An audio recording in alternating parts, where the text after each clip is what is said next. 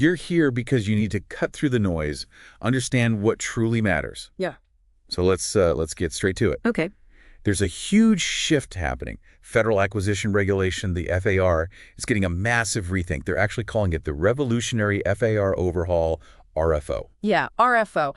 And what's really striking, I think, right off the bat is just the speed of it all and the ambition. This isn't minor stuff. No, not at all. It feels like a fundamental change in how the government buys things. Exactly, a real shakeup. So we've been looking at these initial draft revisions. They just dropped yesterday, May 6, 2025. Focus is on FAR Parts 1, 34, and 52 initially. Right. But the really unusual part is how they're rolling it out. Tell me about it. They're not waiting for the usual rulemaking process, are they? No, agencies are being told to adopt this draft text almost right away, using FAR deviations. Wow, that's bold. Very different from the norm. It really is. This whole adopt first, finalize later idea. I mean, it speeds things up, sure, but it does make you wonder about public feedback, doesn't it? Yeah, like how much impact can comments really have if agencies are already running with the draft rules? Feels a bit like putting the cart before the horse. Potentially, yeah. Could the formal process just end up being a rubber stamp? That's a concern you hear. Okay, so our mission here in this deep dive is to break down these initial drafts for you. What's changing, why now, and what could it mean if you're in the government contracting world? Makes sense. And to get the why, you sort of have to rewind a bit. Remember Executive Order 14275? Right, that was focused on efficiency, competition, saving taxpayer money, and procurement. Exactly. That's the backdrop. And the key players driving this RFO are the Office of Federal Procurement Policy, OFPP, working with DoD, NASA, GSA, the 4 FAR Council members. Got it. And there was that quote from Dr. Kevin Rhodes at OMB. Yeah, the senior advisor. He framed it as transparency and deregulation, speeding up procurement, cutting costs, boosting competition, hitting all those efficiency notes. Lofty goals. Very ambitious. Absolutely. So should we dig into the actual changes, starting with OFAR Part 1? Yeah, let's do that. Part 1, that's the kind of the foundation, setting the overall principles. That's right. And the big headline there, it's this mandatory 4-year sunset clause. Okay, unpack that. 4-year sunset for all non-statutory FAR provisions. Pretty much. Anything that isn't explicitly required by a law will automatically expire in 4 years unless the FAR Council actively decides to keep it. Whoa. Okay, what does that mean practically for, say, a contractor? Well, it's interesting. It could force regular cleanups, get rid of old rules. That's the upside, maybe. But think about a company with a 5-year contract.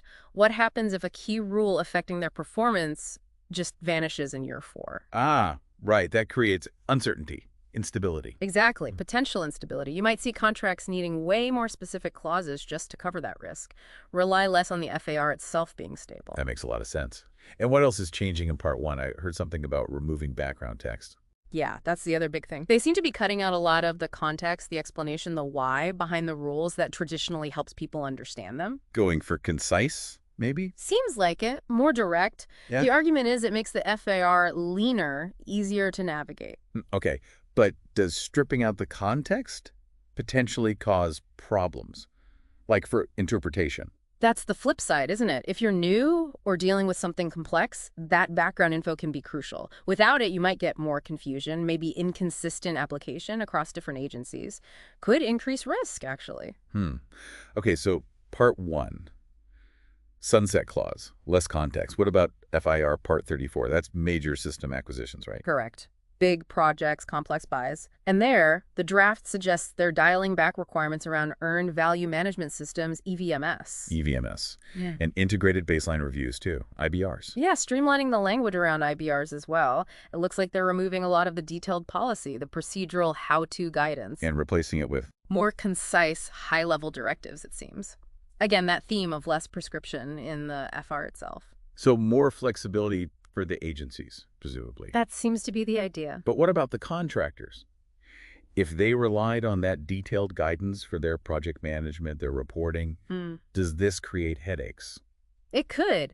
If different agencies start interpreting the high-level stuff differently, contractors might have to juggle multiple ways of doing things depending on who the customer is. Right. Could actually add overhead instead of reducing it in some cases? Potentially, yeah. It depends on how it plays out in practice. Okay, and the third piece was FRR Part 52, the clauses and provisions. What's happening there? Part 52 seems to be mostly cleanup in this initial draft, making sure the cross-references line up with the changes in Part 1 and 34, updating clause triggers. So aligning everything, and still that theme of less explanation. Yeah, it seems consistent.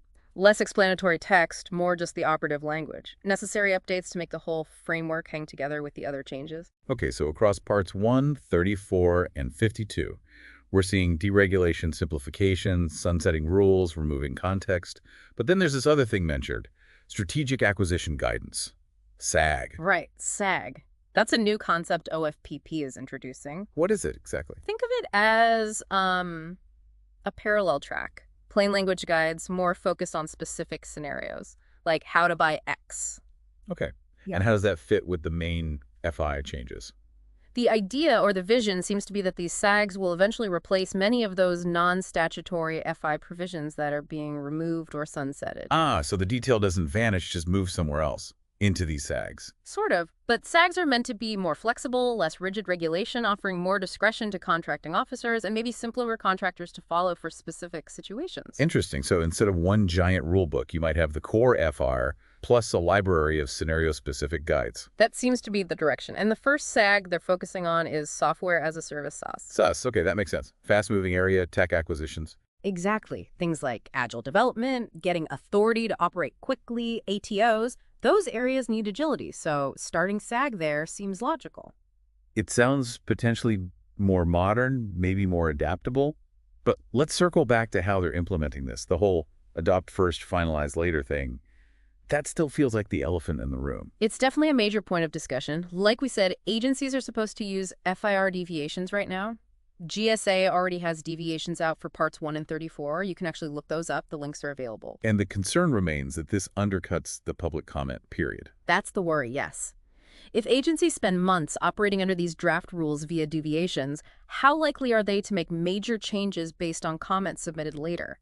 The operational momentum might just carry the drafts through. It really could make it harder for industry groups, for contractors, to influence the final text once practices have already shifted on the ground. It's a real possibility, which really highlights why engaging now with these drafts is so important if you have concerns or suggestions. Okay, so on the flip side, what are the proponents saying? What are the stated benefits of this RFO? They're highlighting a few key things. First, getting rid of rules they see as unnecessary or duplicative. That includes certain diversity, equity, and inclusion DEI clauses. DEI clause? Yeah, they've pointed to things like FAR 52.222 through 21 through near 29 being rescinded through class deviations as an example of eliminating non-statutory burdens. Okay, what else? Second, replacing that dense procedural stuff with the more nimble SAGs, especially for tech like cloud software.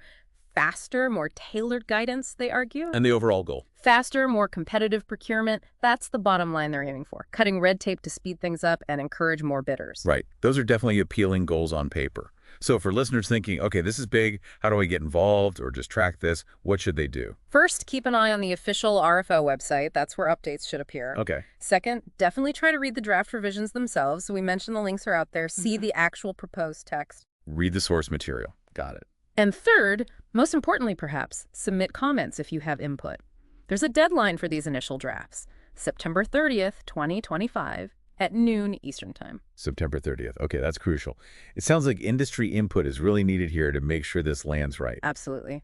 Balancing that efficiency goal with transparency, with effective oversight, getting perspectives from people who work with the FAR every day is vital. Couldn't agree more. Their practical experience is invaluable. Exactly. So as we kind of wrap up this first look, this deep dive, what's the main takeaway, the TLDR, if you will? The main thing is, this is happening, it's significant, it's fast, and it's starting now with these deviations. The federal contracting rules are undergoing a major rapid shift. You need to be paying attention. Definitely. Which leads to our final thought for you, the listener. Think about this shift, moving from really detailed regulations to more principles-based guidance, like these SAGs. How might that change things on the ground? Specifically, how will it impact innovation versus risk management in government deals? Yeah, will that increased flexibility really deliver the efficiency and transparency they're promising? Or could it open the door to new risks, new inconsistencies? Something to really chew on as this unfolds. And if you want to get deeper into it, Check out those draft revisions. Seriously consider submitting comments by that September deadline. Your voice matters in this process.